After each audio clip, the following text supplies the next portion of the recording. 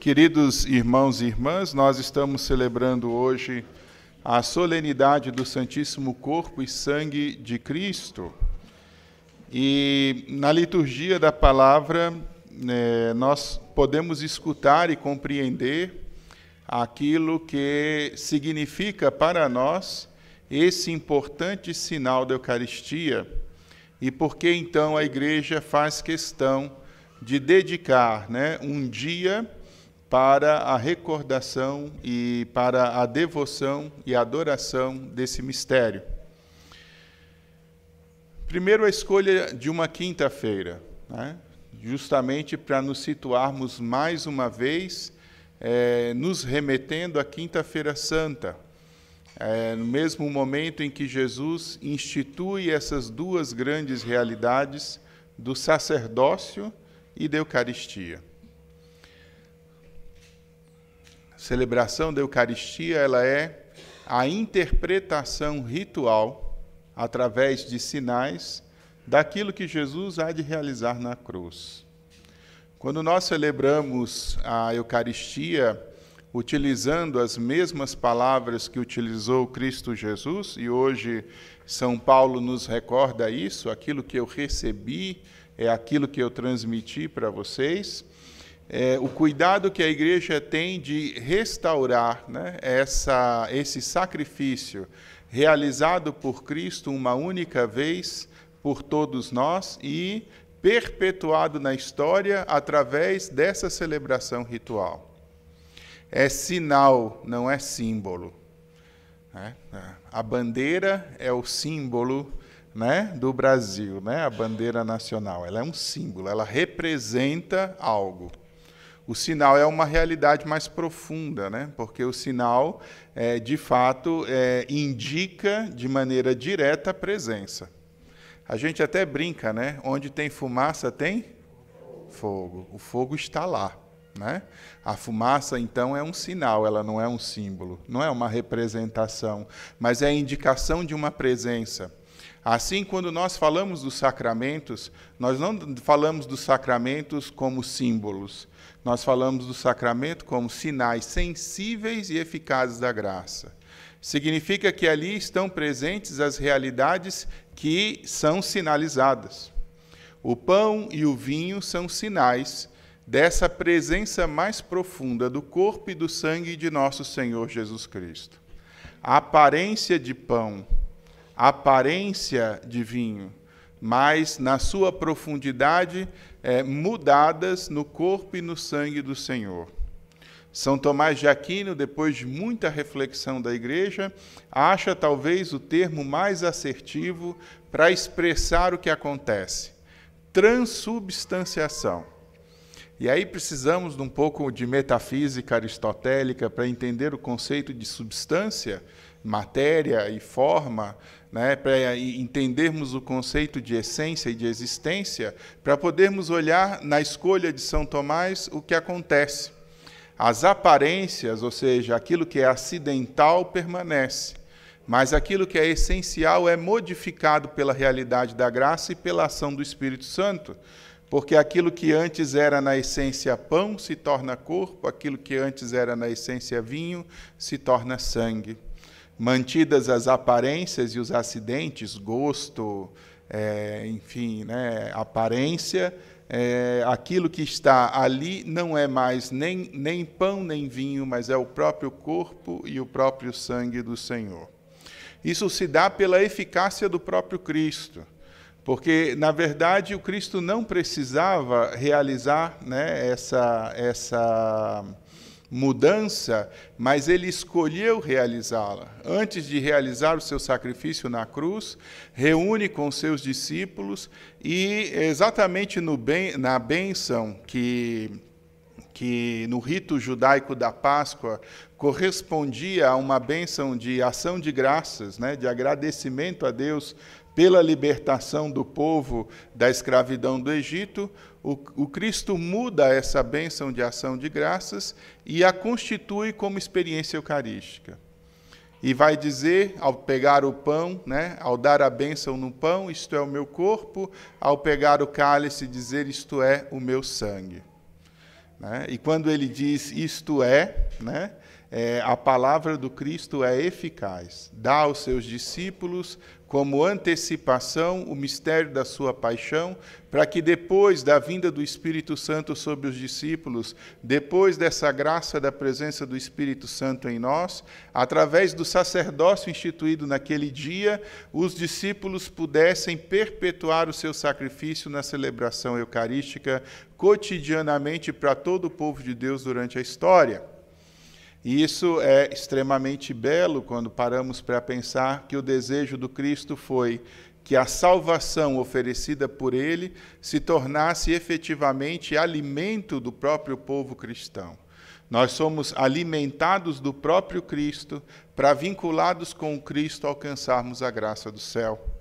Hoje, então, ao celebrarmos essa experiência da Eucaristia, precisamos compreender a profundidade e a beleza desse sacramento que recebemos e que talvez, por ser cotidiano e por ser tão acessível, né, possa se tornar muitas vezes trivial na nossa percepção, a ponto até de podermos chegar a perder a nossa piedade.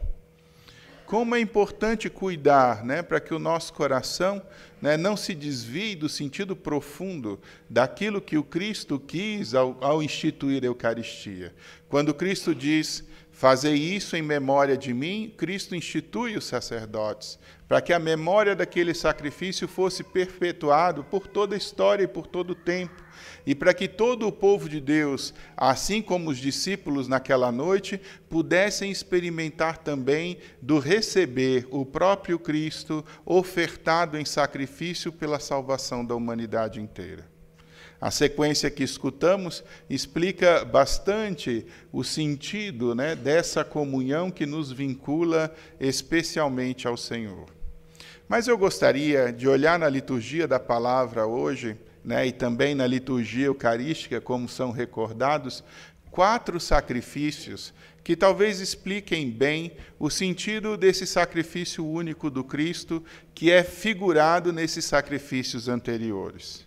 Primeiro, o sacrifício de Abel, ou a oferenda de Abel. E é bonito ver que a oferenda de Abel, que é colocada aos pés do Senhor, corresponde a uma oferenda do coração de Abel, de oferecer a Deus as primícias e as melhores coisas que ele tinha. Esse sacrifício é agradável a Deus justamente porque Abel deu a ele o que havia de melhor. Isso gera, né, a inveja de Caim, porque Caim, na verdade, no seu desprezo a essa própria pertença a Deus, oferece a Deus qualquer coisa. Já Abel sinaliza na sua oferta de suas melhores coisas, das primícias de suas colheitas, a oferta de si mesmo de modo pleno. O primeiro sentido desse sacrifício está justamente na oferta a Deus daquilo que temos de melhor e daquilo que somos. E esse é o primeiro grande sentido dessa primeira oferenda. A segunda oferenda está exatamente naquilo que futuramente vai representar as próprias espécies eucarísticas, a oferta e a ação de graças, e o termo é bonito nesse sentido também, porque nos coloca diante da Eucaristia, do pão e do vinho, da parte desse rei Melquisedeque, né? Apresentado na primeira leitura de hoje como rei de Salém. Não é o nome, né? Não é o nome do rei, nós não sabemos o nome do rei. Melquisedeque não é nenhum nome, na verdade, mas é uma junção. Bom, se alguém chama aqui Melquisedeque, é seu nome, continue em paz, né? Mas, assim, originalmente isso não é um nome, né? Assim, é a junção de 2 termos, né? Melech significa rei, Sadoc significa sacerdote. Então, o que a Sagrada Escritura está dizendo é que é um rei sacerdote, que muito antes de existir templo em Jerusalém, muito antes de existir povo de Israel, se apresenta junto ali a Abraão para fazer uma oferta de dons do pão e do vinho. A carta aos Hebreus vai recuperar essa ideia e nos explicar a natureza do sacerdócio de Jesus, porque ele também é da realeza de Davi e, ao mesmo tempo, é da tribo de Levi, portanto, é um rei sacerdote. De parte de pai e mãe, o Senhor se apresenta justamente como aquele, né, que se coloca membro dessa casta toda particular de realeza real e sacerdotal. Isso é importante para nós, porque significa que o Senhor resgata em ação de graças, né, a oferta de ação de graças mais antiga da Sagrada Escritura, conhecida na experiência de Abraão, né, desse rei misterioso que oferta lá o pão e o vinho.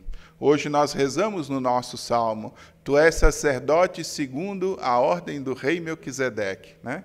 É a redundância da redundância da redundância, né? Na tradução fica engraçado quando pensamos na origem. Tu és sacerdote, ou seja, né, segundo a ordem do rei, rei sacerdote, né? Mas, enfim, assim a gente grava, né? Então, para dizer que Cristo é um rei sacerdote que oferece um único sacrifício agradável a Deus, que é a oferta de si mesmo, né?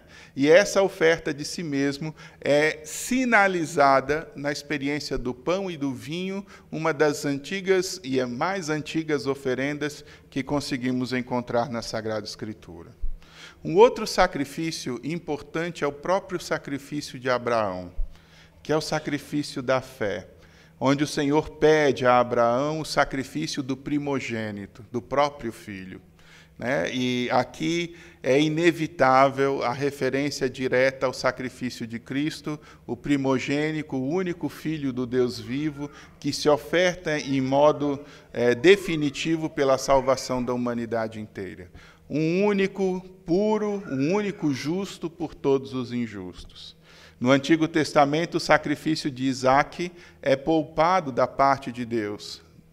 Abraão manifesta a sua intenção de realizá-lo, mas Deus, na sua clemência, né, substitui aquele sacrifício de Isaque, né, por um bode ou um cordeiro que é encontrado lá nos montes, né, e Abraão assim manifesta e confirma a sua fé, na medida em que está decidido a oferecer, inclusive, o seu primogênito, e não só, né, o seu filho único, o filho da promessa.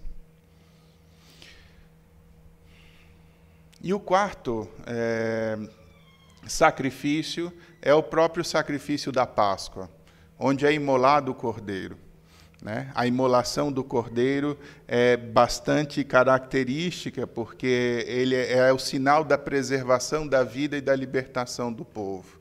Com o sangue do cordeiro pascal são marcados os umbrais das portas dos judeus, para que o extermínio não alcançasse justamente os primogênitos dos hebreus, como alcançou dos egípcios. Assim o Senhor anunciou pelo sangue a libertação do seu povo. Quando nós olhamos esses sacrifícios do Antigo Testamento, nós podemos olhar para essas experiências como primícias daquilo que haveria de acontecer no Novo Testamento de modo único e definitivo. É o Senhor a oferta daquilo que temos de melhor, não é verdade? O Salmo vai dizer, o mais belo dos homens, né? E assim é a perfeição da humanidade de Cristo, exatamente pela sua unidade com a divindade na única pessoa divina de Cristo, faz com que, né, a humanidade de Cristo seja a oferenda perfeita ao Senhor, porque, de fato, Ele é o ser humano perfeito. Depois, né, a oferta do pão e do vinho, traduzidos aqui e sinalizados, que o Cristo vai usar para recordar justamente o seu sacrifício como dons, né? Os dons que são apresentados por Melquisedeque são de novo restabelecidos pelo próprio Cristo Rei Sacerdote. Depois, o sacrifício do primogênito, não de Abraão agora, mas do próprio Deus, que mostra justamente a beleza, a profundidade, a riqueza daquilo que se está por oferecer. E, por fim, ele é o cordeiro imolado, e através do seu sangue se preserva a vida de todos aqueles que nele crerem. Por isso, o texto do Apocalipse, inclusive, diz: quem são esses com as vestes brancas e com as palmas nas mãos? Foram aqueles que lavaram e alvejaram as suas vestes no sangue do Cordeiro. justamente a recordação do sacrifício de Cristo na cruz como sinal de vida e como sinal de libertação. A Sagrada Escritura, no Antigo Testamento, prepara o nosso coração para conhecer e para compreender esse profundo mistério da Eucaristia que hoje somos capazes também de acolher e celebrar. Que tamanho dom o Senhor nos dá, que é o da sua presença inefável, através dessas ínfimas, como diz a sequência, essas ínfimas espécies do pão e do vinho. O Senhor se coloca nas nossas mãos. E sempre isso é um mistério, inclusive para mim, né?